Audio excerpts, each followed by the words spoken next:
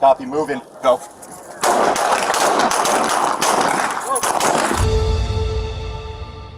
This video may contain strong language as well as graphic images which could be disturbing to some people. Viewer discretion is advised. This incident began in the area of 32nd Street and Union Hills Drive at about 3:00 p.m.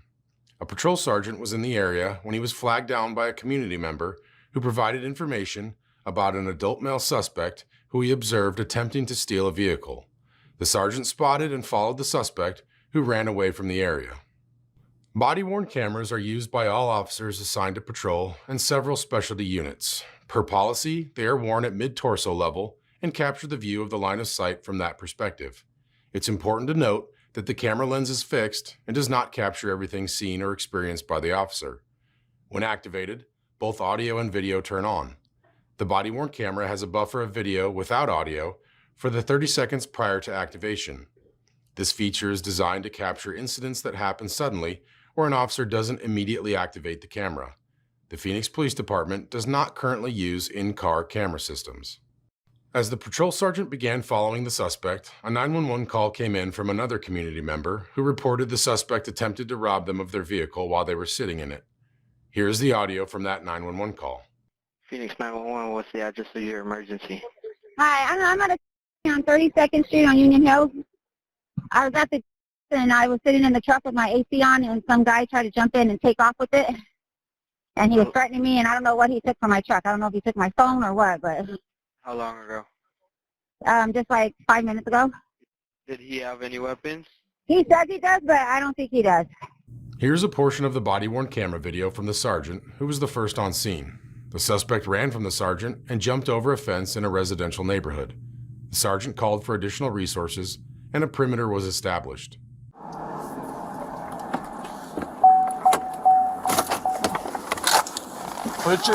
Get down on the ground! 2757. 2757. Yeah, an ETA for that officer who said he's held that right there. Did he have need of another officer for the possible suspect? 23 Frank, he's running westbound on Roseman from 32nd Street. Patrol officers, with the help of police canines, began systematically searching the yards in the area looking for the suspect when the suspect started shooting. This happened a little after 4:00 p.m. Here's a portion of the body-worn camera from a patrol officer who is assisting with the search. All of the gunshots that can be heard at this time are from the suspect.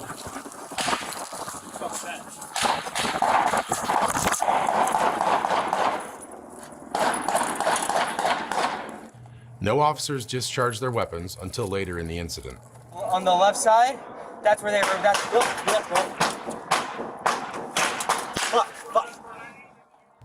There were multiple officers in the area, and the suspect was firing in different directions around the house. Officers took cover behind vehicles and houses.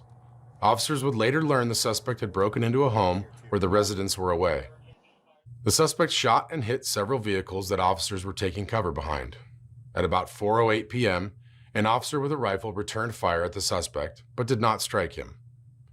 Here's body-worn camera video from the officer returning fire at the suspect. We have two officers that were... That's us, dude. We need to get down. He's elevated. Take it. Where's he at?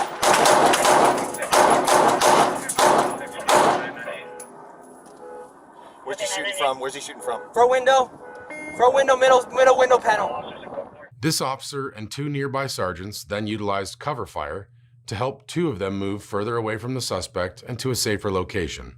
Cover fire is defined as controlled, accurate weapons fire delivered at an appropriate target with the intent of keeping a suspect's attention away from the exposed officers, allowing them to move or complete a rescue or other task. Acceptable targets for cover fire are near the suspect's last known location and are capable of stopping and containing weapons fire. Some examples include block walls, door frames, residential structure header and footers, and engine blocks. Here's body-worn camera video from the same officer utilizing cover fire to move to safety. We'll put them in the door jam. We got a rifle here, but we're gonna just suppression fire and move west. Where do you want me to put the rounds? You guys will put suppression low, we'll put suppression high. Okay, I'm okay with that. Good with that? Yeah. You need the eye of 34th Street and Rosemont blocked off.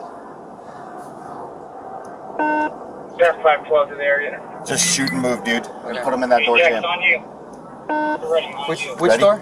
I'll do top right window, you do left. Top left? You do top left, I do top right. Okay. Ready? Ready? Go. Copy, move in, go.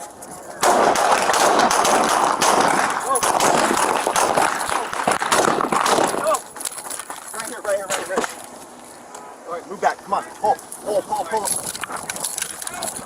Pull, he's still shooting. Here's body-worn camera video from 2 sergeants who also utilized cover fire. Jack's on you. Ready. I'll do top right window, you do left. Top left? You do top left, I do top right. Okay. Ready? Ready? Go. Copy, move in, go. Copy, move in.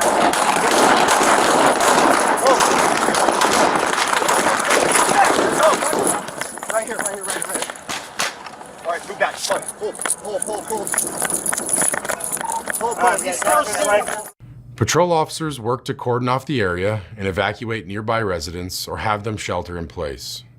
The Phoenix Police Special Assignments Unit, or SAU, arrived on scene in armored vehicles. They used a PA system to communicate with the suspect in an attempt to negotiate a peaceful surrender.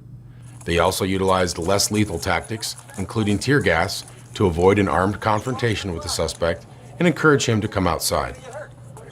About 3 hours after the shooting began, the suspect exited the house with his hands up. SAU detectives provided a ladder for him to climb down and took him into custody. To the ladder. Are you closer? Yep. Yep. Go for it.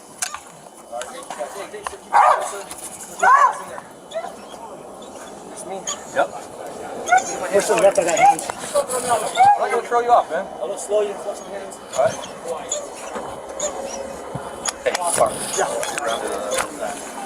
He's still pulling off, okay? I'm not gonna pull you off, man. I don't want to get hurt, man. I'm not gonna pull you off. All right, thank you for giving me your work, sir. Thank you, radar. If you want, I'm just gonna tie you up, okay? Okay, you're good. No, yeah, we're good.